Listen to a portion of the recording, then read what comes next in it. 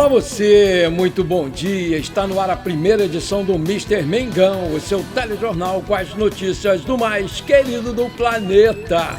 Avassalador, impossível. Flamengo impõe a maior goleada da era dos pontos corridos do Brasileirão. 8-0 em cima do Vitória da Bahia. Diretoria é pega de surpresa por decisão de lateral diante de proposta irrecusável do mundo árabe. Alexandro sai contundido e preocupa a seleção brasileira e o Mengão. Flamengo emite nota de protesto contra a CBF. Essas e outras você confere agora. Fica comigo até o final, porque aqui tem muito mais Flamengo pra você. Meus amigos e minhas amigas, muito bom dia. Será que eu estou sonhando? Me belisca aí. O que foi aquilo que aconteceu ontem no Maracanã? Olha quem tá comigo aqui. Ah, garoto! 1, 2, 3, 4, 5, 6, 7, 8-0. Olha a minha cara de felicidade óctupla. Imaginem vocês o meu desespero. Quando o juiz apitou para começar a partida, acabou a luz aqui no condomínio. Acredita nisso? Bateu aquela decepção total. Aí eu gritei, me ajuda aí, São Judas Tadeu. E como não passe de mágica, um milagre, a luz voltou. Mas esse negócio teve a cabo aí, leva um tempinho, né, para restabelecer a conexão. Mais ou menos aí uns 5 minutos. Aí, quando normalizou, eu vi que o placar já estava 2-0. Sinceramente, eu não acreditei. A NET voltou exatamente no replay do gol do Pedro. E ainda um incrédulo companheiro aqui perguntou para sua esposa que estava ali assistindo o jogo com ele: minha querida, aquele placar lá está certo, 2-0, ou eu estou vendo errado? E ela também, muito chocada, disse que estava mesmo, era 2-0 que estava lá na telinha. Minha gente, foi uma atuação de gala do nosso time, que entrou avassalador e logo com 1 minuto de jogo, abriu o placar com um belo gol do Samuel Lino. Joga muito esse moleque, e o seu primeiro gol aí com a camisa do Flamengo. Logo em seguida, aos 3 minutos, o Pedro, numa noite inspiradíssima, noite de gala, fez um golaço de cavadinha. O seu segundo gol do Flamengo e o seu primeiro naquele hat-trick. 2-0 com 3 minutos de jogo. Foi o 40º gol do Flamengo nesse Brasileirão. O 100º do Pedro no novo Maracanã. Cara, demais.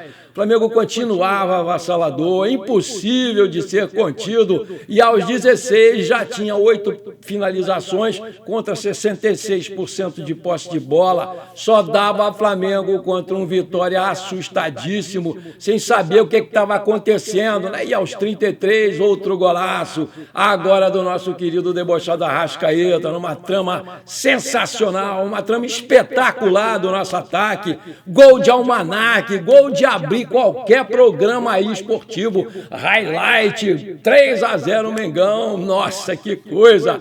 Aí veio o segundo tempo e eu achei que o Flamengo ia tirar um pouco o pé, mas me enganei redondamente, né? O time voltou mais elétrico ainda, ligado no 220 e toma-lhe gol. Novamente aí com 1 minuto e meio de jogo, o nosso querido Pedrão marcou o 4º gol. Aí a galera que já estava animada endoidou.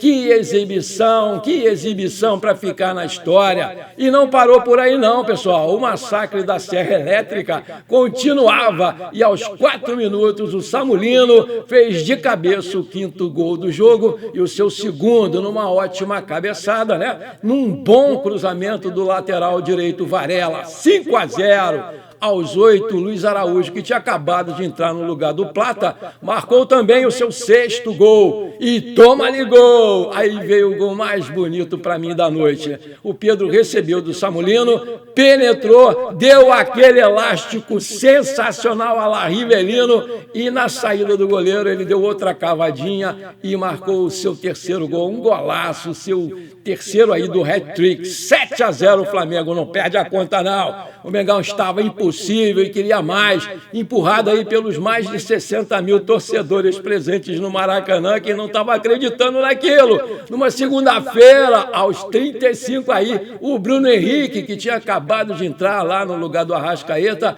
fez o 8º gol de pênalti. Famoso gol fecha caixão. Pelo amor de Deus, há muito tempo que eu não vi um amasso daqueles de ontem de 8-0, o time querendo mais e mais.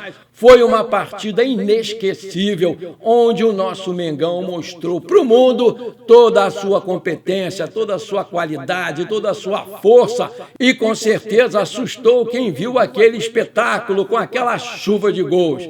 Um time coeso, um time brilhante, um time com cara de campeão. Todos, sem exceção nenhuma, jogaram muito bem ontem, do goleiro ao ponta esquerda. Vamos combinar, os caras deram um show. Para mim, o Pedro foi o melhor do jogo com os seus 3 gols e ainda levou para casa mais uma bola de jogo. O cara tá com um monte de bola em casa, foi seu 7º hat-trick. Ele passou o Leônidas da Silva, indo para a 9ª posição no ranking dos 10 melhores e maiores artilheiros da história do Flamengo, com 149 gols. E se ele fizer mais um, ele vai passar aí o Bebeto, que também teve aí uma atuação de destaque no Mengão. O Rossi novamente assistiu o jogo, saiu limpinho. O Varela jogou muito bem, obrigado, principalmente na parte ofensiva, fazendo ótimos cruzamentos na área. A dupla Leléo, como sempre, segura e imponente. O Alexandre, infelizmente, se machucou de novo, se machuca demais, joga a bola, mas se machuca muito, agora na panturrilha, e preocupa até a seleção brasileira, né? O Vinha entrou muito bem, obrigado, entrou no seu lugar e deu conta do recado. O cara é bom, tem vigor, gosto muito do Vinha. Jorginho, esse cara é diferenciado, joga demais e eu não me canso de falar, todas as jogadas do time do Flamengo passam pelos pés dele. Foi, sem dúvida nenhuma, a melhor contratação do Flamengo nesse ano. O Saul é outro que joga de terno, volante moderno, né, que toca rápido a bola, marca muito bem, chuta, se desloca bem para receber, melhor ainda, né? Jogadoraço. O Arrascaeta dispensa comentários. Agora, então, com a liberdade que ele está tendo aí dos dois, do Saul e do Jorginho, ele está fazendo acontecer, ele está jogando demais, ele está alegre, ele está debochado. Depois vem aí o Plata, que a cada jogo cresce de produção, vem fazendo ótimas partidas. O Pedro, né, com seu hat-trick, arrebentou a boca do balão. E se o Ancelotti assistiu essa partida, com certeza vai arranjar um jeito aí de convocar o cara, porque vamos combinar, aturar o tal de Richarlison Pombo é dose pra leão. Ô, Ancelotti, toma jeito, leva o Pedro, meu filho, ainda dá tempo, o cara voltou a voar. E o Samuel Lino é outro que barbarizou com 2 gols e 3 assistências. Excelente contratação também. Aliás, a das recentes contratações, só o Carrascal ainda está devendo um pouco, porque está se adaptando. Mas ontem ele deu um passe de letra ali, que me mostrou que ele tem muita qualidade e é um belo jogador. Vamos ter paciência com ele. Felipe Luiz, mais uma vez, foi soberano e deu uma aula no tal de Carille, que não estava acreditando naquilo que ele estava vendo.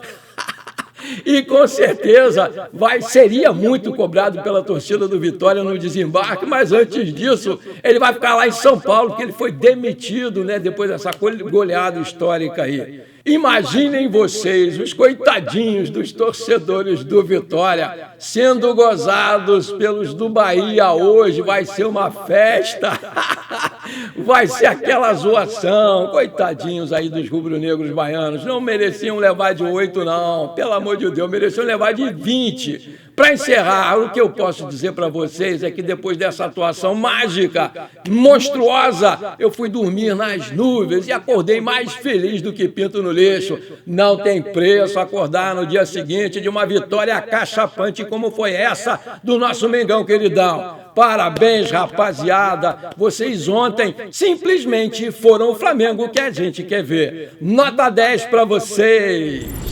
Maravilha, se você está curtindo esse telejornal, então não esquece, manda abraço agora no like para fortalecer o nosso canal E se você ainda não é inscrito, bora lá me dar esse prazer, me dar essa moral. Aperta o botão inscrever-se, aperta o sininho aqui e compartilhe também com seus amigos e parentes flamenguistas esse nosso programa. E agora tem um novo botão aí, o tal de hype, né? Quando você dá o seu like, aparece para você imediatamente hypar o vídeo. Aperta ele, é de graça, você não vai pagar nada e ainda vai me ajudar demais a crescer o canal. Valeu, muito obrigado!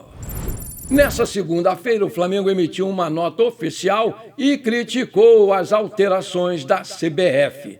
Aspas, o Clube de Regatas do Flamengo manifesta sua discordância em relação à decisão unilateral da CBF, assinada pelo diretor de competições Júlio Avelar, de alterar o calendário oficial do Campeonato Brasileiro, já com mais da metade da competição disputada.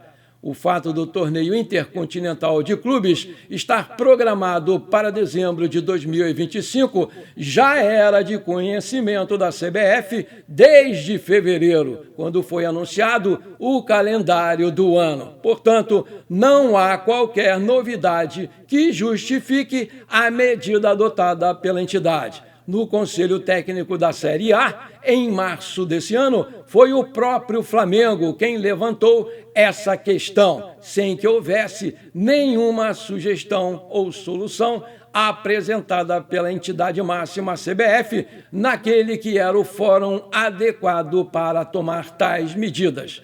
A decisão, que antecipa rodadas em curto período de disputa do campeonato, impõe ao Flamengo uma carga maior de jogos e longas viagens em intervalo muito reduzido, em alguns casos desrespeitando, inclusive, o prazo mínimo de 66 horas entre partidas.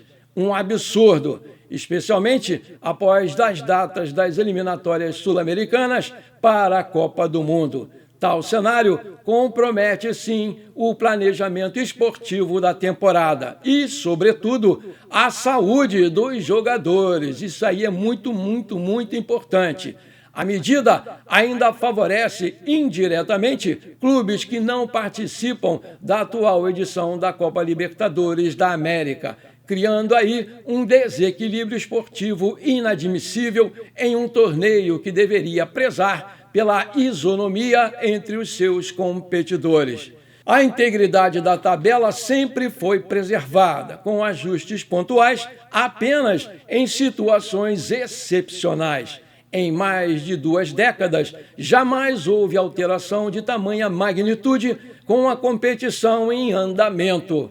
A decisão demonstra pouco apreço pela organização que o futebol brasileiro exige, desrespeitando jogadores, clubes, torcedores, patrocinadores, detentores de direitos de transmissão e de toda a indústria do esporte. Chama a atenção ainda o fato da CBF sistematicamente negar pedidos pontuais de ajustes de tabela sob a alegação de interesses televisivos, mas contraditoriamente impõe de forma unilateral a antecipação de tantas rodadas, sem levar em consideração a opinião de um clube diretamente envolvido na disputa da Copa Libertadores.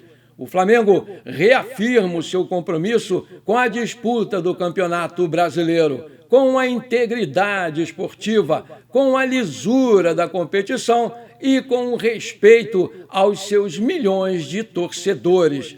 Diante do exposto, o clube cobra da CBF, em especial do seu presidente Samir Chaudhry, que reconsidere essa decisão, a fim de preservar a credibilidade de um dos maiores torneios do futebol mundial, Clube de Regatas do Flamengo. O lateral esquerdo Ayrton Lucas, de 27 anos, decidiu permanecer no Flamengo, recusando uma oferta do Al-Nassr do Jorge Jesus, que multiplicaria o seu salário por 3. A proposta oficial foi formalmente rejeitada pelo jogador e pelo Flamengo. A recente chegada do Jorge Jesus ao comando do Al-Nassr trouxe a indicação do defensor como prioridade para a janela de transferências. O treinador português, por sua vez, que teve passagem marcante aqui no Flamengo, já sinalizou que deseja muito contar com o lateral esquerdo Ayrton Lucas no seu elenco saudita. O lateral foi adquirido em definitivo pelo Flamengo junto ao Spartak de Moscou em 2022, após aquele período de empréstimo com um investimento aproximado de 39 milhões de reais. Desde então, ele tem 186 partidas, ele fez 15 gols e deu 20 assistências pelo rubro-negro. Apesar da proposta milionária, a diretoria do Flamengo mantém a postura firme. Internamente, o Flamengo só vai analisar uma possível liberação após receber a oferta formal do clube, ainda não protocolada até o presente momento, e está avaliando o jogador em cerca de 45 milhões de reais. O Ayrton Lucas enfrenta a concorrência no elenco com chegadas de Alex Sandro, mas segue sendo peça importante para o Filipe Luís. O jogador teve momentos de oscilação, mas ainda tem status de titular em determinadas partidas. A diretoria do clube entende que o momento de mercado não exige a saída imediata de atletas-chave. Com o contrato vigente até dezembro de 2027, o lateral esquerdo Ayrton Lucas permanece blindado contra propostas precipitadas, garantindo estabilidade ao setor defensivo do nosso Mengão queridão. Com a recusa da oferta do Al Nassr, o lateral vai continuar a ser utilizado em jogos decisivos pelo Filipe Luís. A expectativa é de que mantenha o ritmo competitivo e seja peça importante na sequência desse Brasileirão betano e da Libertadores, uma vez que o Alex Sandro, que é um dos seus concorrentes naquela posição, se machuca constantemente. Bom, por enquanto foi isso. Eu espero que você tenha gostado do nosso telejornal. Muito obrigado por você ter ficado comigo até aqui. Não esqueça de deixar aquele like maneiro. Um grande abraço para você e bora ser feliz. Pra cima deles, Mengão. Parabéns, rapaziada, pelo show de bola de ontem.